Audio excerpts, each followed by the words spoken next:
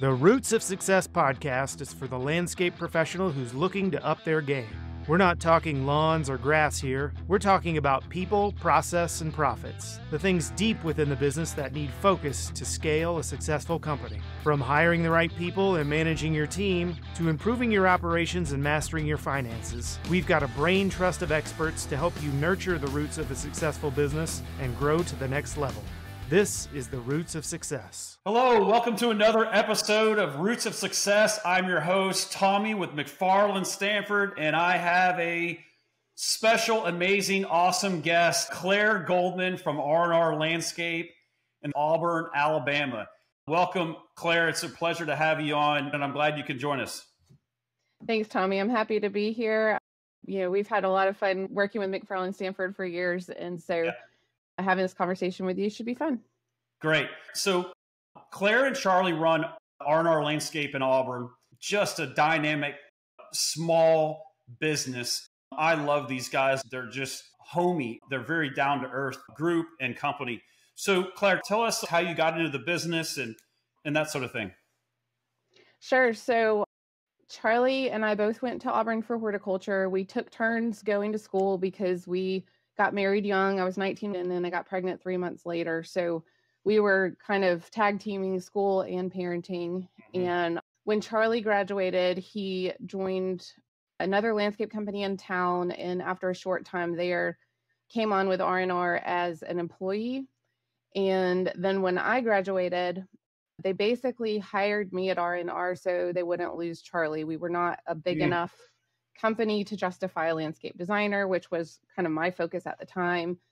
And so I just came on for a very low salary and the goal was figure it out. And so I shadowed Charlie. We focused on what we knew, which was design. So I was able to offer these designs that launched us into another niche for our area. So we really created this demand for custom residential design build. And so at the time we were doing everything. We're cutting grass. We are doing whatever comes our way. And we just over time evolved into design build, mostly residential. We will do some custom commercial, but that's kind of where we've landed. Over time, we partnered up with the owner and then in 2019, we bought him out. So at this point, it is Charlie and I that own the company. We've got an amazing team of people. And the biggest asset we can say we have currently is our team and our culture and just makes what we do fun every day. Yeah, love it. So how did you build this team of culture? Like it wasn't in place before, right? And most companies aren't, but like what would you suggest as some of the top key moments for us to make a good cultured company? I think it starts with transparency and being genuine. And I think that's got to come from the top. And that's something that Charlie and I are just kind of fairly naturally transparent in what we do. We have fun with what we do. I think when you work with your spouse, you've got to learn how to have fun with it. You got to be able to laugh at yourself and keep rolling with it. So I think a lot of it's come from trial and error. Our first key hire in the office was a rock star, and he was someone that just really helped us drive the growth. And then from there, joining our peer group was really another catalyst for us that kind of took us from what I would say would be landscapers to landscape professionals and how business owners and how to run a company. Yeah. At the end of the day, I think it always starts with the people at the top, and that's us, right? You almost got to look at yourself in the mirror, and there's always a culture in every company, good, bad, and ugly. And it all starts with us on the top. And so you and Charlie have done a really good job of just being humble people, transparent in the numbers, transparent in sales and operations. Like, we don't know how to do this, but we know how to do that. How do we learn from these experiences where we fail? And you just repeat that process every day, which then in turns a good culture, right? So explain working with Charlie. And I say that laughing because as I see Facebook posts and Instagram posts, he is just a lovable guy. And I think everyone would want to work for Charlie, and almost too much to their detriment to work with Charlie. Because you and I have talked about this, especially when I visited you guys years ago, is like Charlie's the buddy and everyone loves Charlie, but like, do we get any work done with Charlie, right? Instead of just being buddies and hanging out together. Explain that. Yeah, I will never forget after one of our peer group meetings, one of the guys in the group pulling me to the side and telling me I'm too hard on Charlie. And I was like, say what? You have lost your mind. Yeah. So yes, Charlie is the world's most lovable person, and he is fun to work with, but very difficult to work with because he's always having fun. It's basically like having a 5-year-old in the office that has a high intelligence level. I think there's kind of a line that I've had to learn to walk of, I can't expect this role strict. We're going to be really productive all the time in all our conversations. And, I remember Jason telling me one time there's value in the bullshit. And I took that to heart. I was like, thank you. I needed to hear that. So I keep saying we need to add fun as one of our core values because it's probably one of our top values. And it's definitely can be frustrating, but he is also very good at receiving feedback and understanding that at the end of the day, the way that we take care of our team and the way that we serve our clients and the way that we make all of our decisions the best way is going to be what's best for R&R landscaping. And so if you want to goof off during the staff meeting, that's probably not what's best for R&R landscaping. True. So we need to kind of sit down and prioritize and make sure we're all aligned on focusing on what we feel like is the most important things. And sometimes that means having to keep him in line a little bit. Right. Yeah, I get it. There's a good side of that, right? There's a lot of good that comes with that because unlike me, I'm the guy that is serious focused and like determined, and we've got a mission to accomplish to where I look like I have a pissed off face every day, right? Which is good and the bad. It's no different than Charlie. Charlie's like fun. He's probably cracking jokes, but getting work done. Definitely not in a meeting setting, but like, how do you, keep that contained? And I think Charlie's done a very good job later in his career than early in his career. And that's helped you as a husband and wife duo for a lot, right?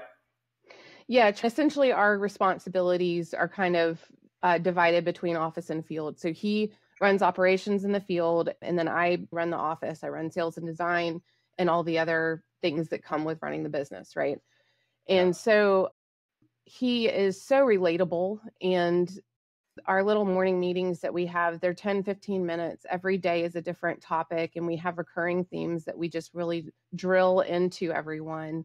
And I think that transparency, the relatability, and his willingness to be vulnerable in what he talks about with the team comes across in a way that earns respect.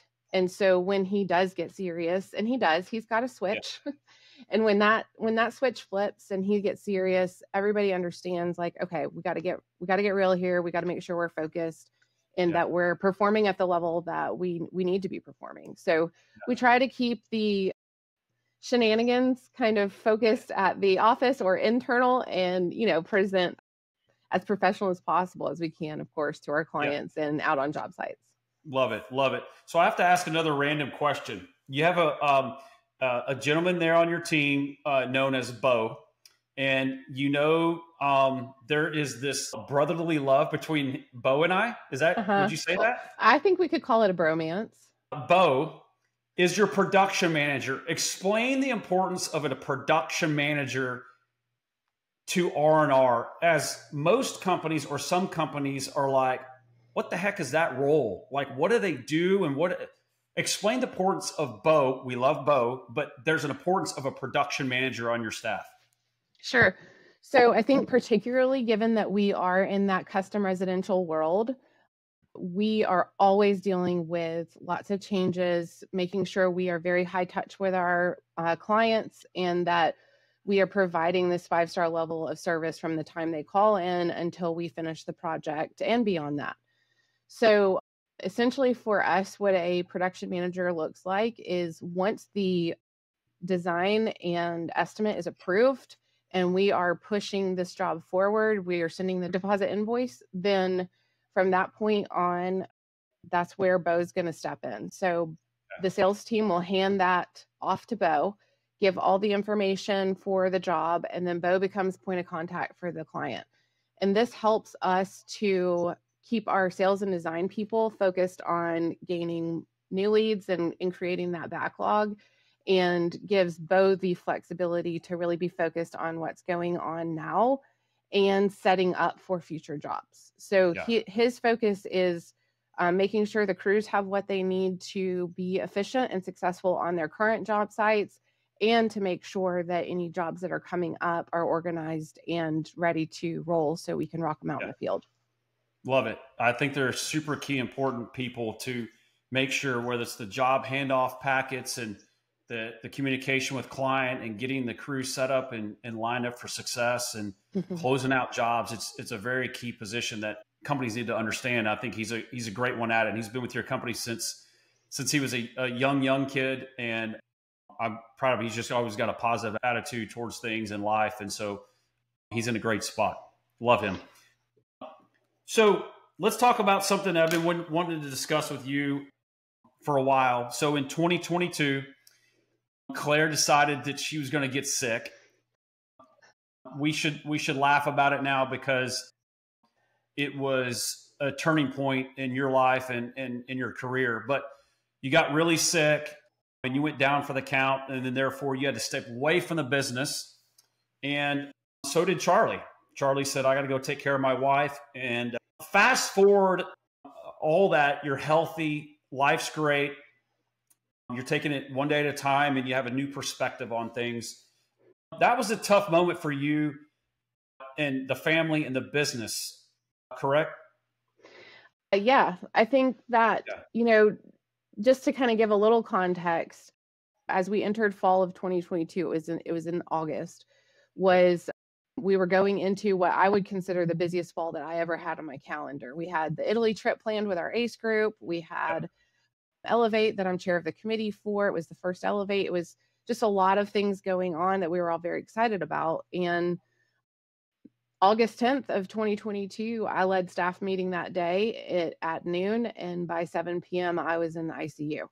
And so at that point, we had no idea what we were dealing with or anything like that. And I think looking back on things, I can tell you a million things I would do differently. But I think one of the biggest issues that we had was that we just really didn't know how long I would be out or what was going on. I didn't want to stir up panic in the company or the community, so I kept it pretty quiet. I don't know if any of those were the right decisions, but it definitely totally changed my life, changed Charlie's life, and definitely adjusted our perspective. And I asked Charlie, if he could say what he learned from all of that. He said the biggest thing that he could say is perspective. And, when he is stressed or overwhelmed at work and thinks about all of those days, we had 20 days in the hospital. And for the record, I was stuck in the hospital with Charlie for 20 days. So let's not even go there. That's another thing, right? Yeah. So you almost have to entertain Charlie in the ICU, right? Like between the nurses and the doctors and all that, right? Well, and it was a huge abdominal surgery, and so he couldn't make me laugh, and so he just shut down. He just sat in the corner silently because he didn't know what to do because he doesn't know how to talk to me without making me laugh. And that's not even fair for him. Yeah. It was brutal. Yeah.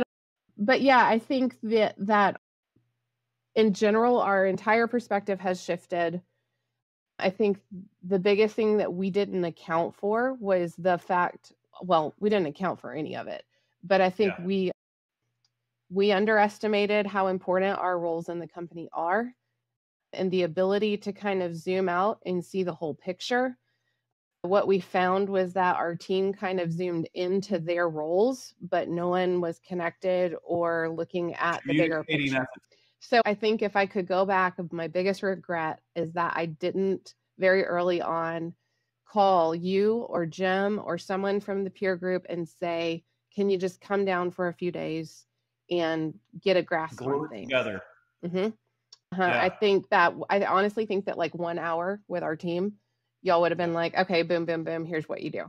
And And so that's probably a big part of it, that I wish I could have done that, but I also each day, like as I went through, didn't see the need for it until I came back. until you came back, that in small business, this is where we struggle, right? It's because the Charlie and the Claire are the glue that makes everything work, right? So you have the production manager, the landscape architect, the office manager, the crews, and they all work, but it's like they work through Claire and Charlie to get their job done, Mm-hmm. right? And so you saw that as a holy crap, like we can't do that. In fact, the business was trending downward, correct? Right. We were already seeing some of the leads slowing down, like I think a lot of people did last fall. And so we went from this like huge demand during COVID to now we've got to get out there and be a little more intentional about how we do things. So actually 10 days before I fell apart, I hired a new sales manager. 2 weeks before that, I hired a landscape architect. So we had two key roles that were not onboarded at all, but they were also kind of the answer to the problem. So, had anyone had the ability to kind of zoom out a little bit and say, like, I need to regroup what I'm doing and really get these two onboarded quickly, that would have solved a lot of issues. But again, like, this is no one's fault at all. It's just, you got to learn from what happened and find ways to set yourself up in the future to not be so susceptible to that significant of a fallout.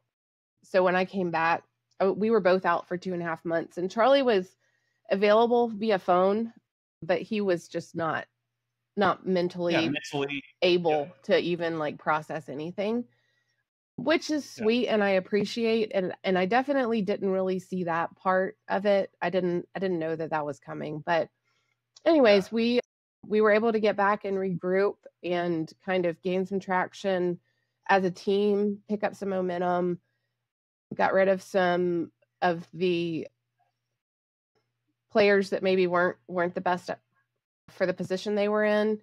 And then we're able to roll through 2023 in an efficient way. I would say we're running like skeleton crew at this point. So we increased our subcontractor work by 81% last year and really ran lean internally to kind of make sure that our systems are where we need them to be so that we have the infrastructure in place to handle the amount of growth we're expecting. Yeah. So talk about that a little bit. So the growth you're expecting. So you're using subs and in-house crews to stay lean. Did the business take a little bit of a stunt in growth and revenue, and then now you're back up on the swing to expect back to the same growth and more growth? Yeah, we grew. 2023 closed out about 11% higher than 2022. So some small growth. We were short of our goals. And I think that 2024 looks like it has the potential to just be exponential. And I say that because we already have half of our goals sold. So we've never gone into a year that way, anywhere close to that. So I think that means we're going to blow through it. And we can. We absolutely have the people in place. The only position I'm hiring for this year is backfilling the field. So all the people we have in the field could all be exceptional crew leaders and could have some great support under them and go from there. Yeah. So your time away, did you see value in making sure that, let's say you step away again for a month or two, not that it's going to happen again, but things do happen. Is the team better built based on what happened in 22? Good Lord, I hope so. I do think that I think we all are stronger for it. We're a stronger team for it. Because it was hard. I think there's two kinds of people in the world. There's people who, when they can't see a way to win, they either cheat or they quit. They just throw their hands up. Or there's people that when they can't see a way to win, they're going to regroup, step back, and they're going to create a way to win. They're going to find it and they're going to build it. And that's what we're looking for. And that's kind of where we are. I feel like we just kind of willed our way through 2023. And it was the definition of grit and perseverance. But we're all kind of at a place where we've caught momentum, where we have a groove, we're doing well, and we're excited to see where 2024 takes us and excited to see how much we already have lined up. Yeah. Yeah. What I would challenge the audience is to think about if they were to step away for 3 months and really have no whole lot of communication, how would the business continue to go and who would take a step up? That needs to be asked of every business owner that is listening to this. And I'm sure you've jotted down a lot of things that need to take place the next time if this does happen. But I feel like what has happened is there's a sense of culture and bonding that basically put this entire team so much closer together with that. If you do happen to have to step away, that everyone knows what to do based on the experience. It's almost like if a tornado came and just sort of wiped things out. It sort of builds people back together in a way that it's almost inseparable. And they're like, okay, if Claire is not here, she would be doing this, and she would be asking this annoying question she asks us every single day, right? Or she would make sure that this job goes out smooth, and she'd make sure that, right? And I feel like those players, that would happen naturally. So I'm stressing to the audience, like, be prepared for the tornado that could hit at any moment. And what are you going to do? That would be like my advice to everybody, right? Yeah. And I think, just for full transparency for the audience to understand the situation, the biggest issue that we had as a company is that while we were out and down, we worked through our backlog. And so we essentially were working our team for non-revenue producing work just to keep them going.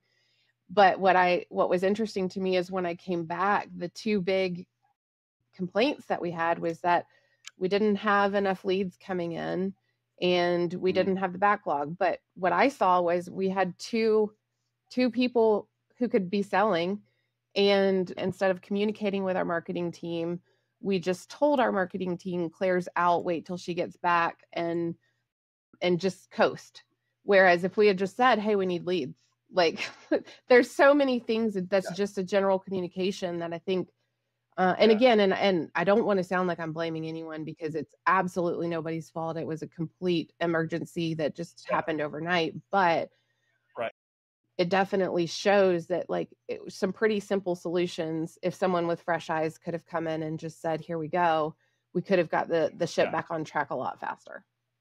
Yeah, it makes total sense. It's just like I mentioned earlier, you were the glue to make sure we're light on sales. Where we're getting sales. How do we keep, you could sit there and monitor that, but I'm willing to bet that your team would be able to respond 10 times better and go, let's keep this boat moving, right? So, I'm glad everything's okay. I'm glad you're healthy. I do remember that time where we were headed to Italy and there was no Claire and Charlie. So it was a sad moment, but lots of prayers your direction, and I'm glad you're here and everything is much better today.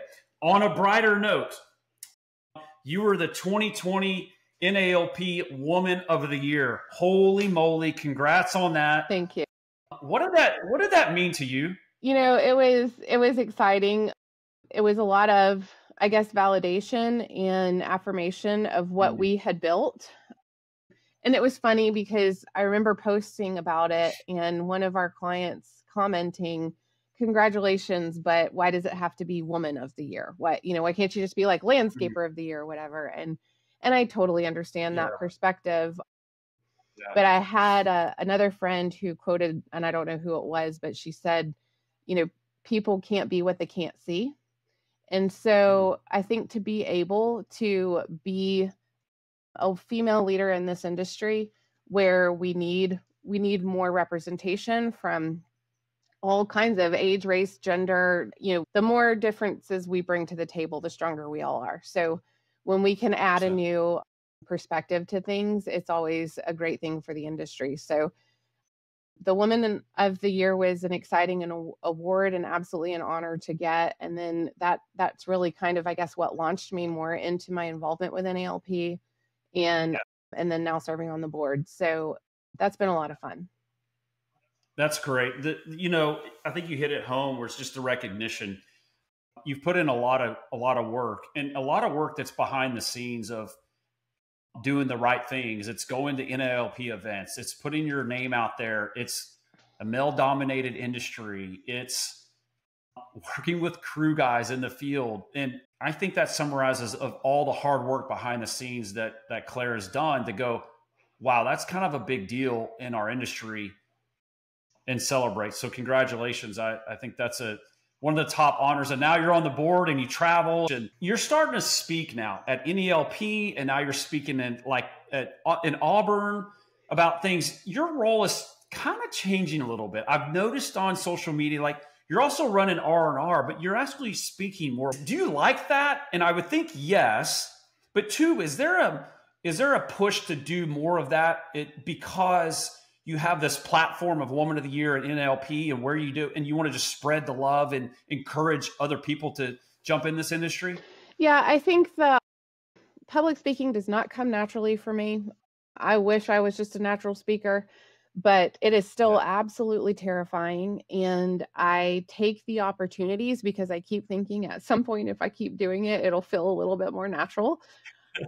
But it's really just a result of my passion for the industry. And so when I shifted away from so much design work and into more running the business, it was a little bit of an identity crisis of I'm a landscape designer. So what does this mean for me? And so to learn that I am equally as passionate about teaching and coaching and advocating for our industry as I am about landscape design was a lot of fun and kind of a very big eye-opener for me.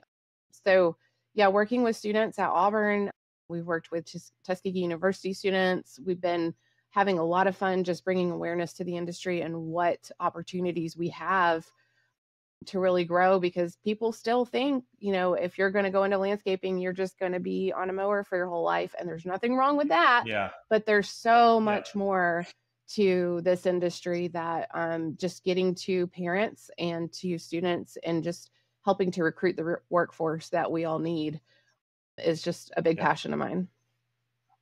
Yeah, I think you should just hit the road and get into Winnebago and travel the country and speak at all these places, which would be great because you're motivating and inspiring. And so I encourage more of that, to get out of your comfort zone and do that. I mean, we're sitting here today and this is not my ideal comfort zone, but I felt like I had a purpose to do this. And so here we are today. So, I kind of think we're in the same boat.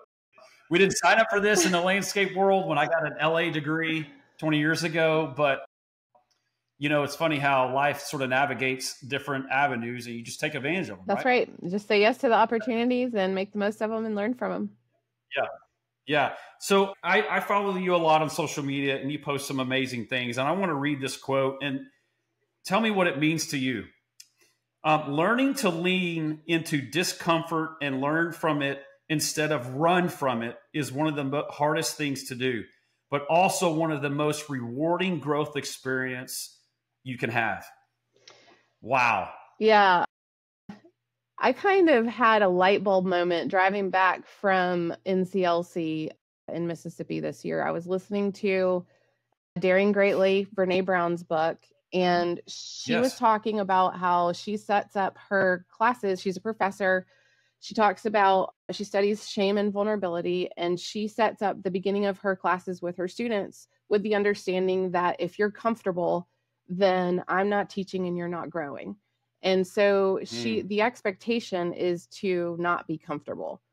And she said she even has students come, 2-3 weeks in and say, like, I'm pretty comfortable. What am I doing wrong? And I just thought, what an amazing mindset. Like, what if our team came to me and was like, I'm too comfortable. Please push me, give me some more. So we really kind of have coined this mantra of like, get comfortable being uncomfortable. And what does that mean? Yeah. And how do we lean into it instead of shy away from it? Human nature is to say like, ooh, this isn't comfortable. I'm gonna step away. But to really just step into it and to get curious about it, of like, why is it not comfortable for me? What can I do to push through it? And then when you come out the other side of that, you're definitely going to be stronger. And I think the best way to think about that is like from a physical exercise standpoint. No one goes into a workout hoping to not sweat or feel pain, right? We want to feel it because that means that it's working. So leaning into that discomfort's not easy, but it's definitely necessary. I love it. Absolutely. I mean, it stood out when I read that on one of your posts. I was like, oh, it just hit me so hard. It's because we chase comfort, right? The cold, the sweat, the hot, the hard challenges, the things we don't want to do, the tasks that are hard, the hard discussions, the hard projects we have to put in the ground, right? Like all of that is hard stuff. But I truly believe that that's what made us in this position we are, is if everything was easy, then life would be completely boring. And so I try to tell my 12-year-old is it's not going to come easy. You got to work for it, and you just got to run into discomfort and hit it hard. So last but not least, what's in store for Claire in the future and R&R and all that? Like any big, hairy, audacious goals for the year or the next 5 years? You know, I think I've really taken a step back, and we definitely have growth goals, but our biggest focus right now is staying focused on the process, understanding that the goals are a result of the process, and really focusing on what we're doing, creating our habits, making sure that it's all coming as second nature to us. And we know that those decisions are going to drive our end goals. So, you know, definitely more involvement with NALP and the board. R&R is definitely taking off and getting the leads that we need to get to really be focused on our ideal clients and providing the best service we can. So we're feeling very optimistic and good. Our son is in the business with us, so that's been fun and also challenging because he's basically Charlie. And so I think what's in the future for Claire is just a lot of prayer. A lot of prayer for managing those people. Yes, I agree. You know, it's daily habits equal yearly success. So it's the little habits that you do every single day that creates the big goals, right? Big goals can be scary, but if you break it down in small bite-sized pieces every day and stick to discipline and consistency, I think it'll all work out in the end. So it's been a pleasure, Claire. R&R Landscaping in Auburn, Alabama. Go check them out. They've got a beautiful website, tons of awesome projects. And heck, next time maybe we need to have a Charlie and Bo show. Oh my gosh, that would be a show. That would be a show, wouldn't it? Anyways, it's been a pleasure, Claire, as always. Thank you so much for joining in, and best of luck to you in the new year. Thanks for having me on, Tommy. Ready to take the next step? Download our free Profitability Scorecard to quickly create your own baseline financial assessment and uncover the fastest ways to improve your business. Just go to mcfarlandstanford.com/scorecard to get yours today. To learn more about McFarland Stanford, our best-in-class peer groups, and other services, go to our website at mcfarlandstanford.com, and don't forget to follow us on LinkedIn, Facebook, and Instagram. See you next time on The Roots of Success.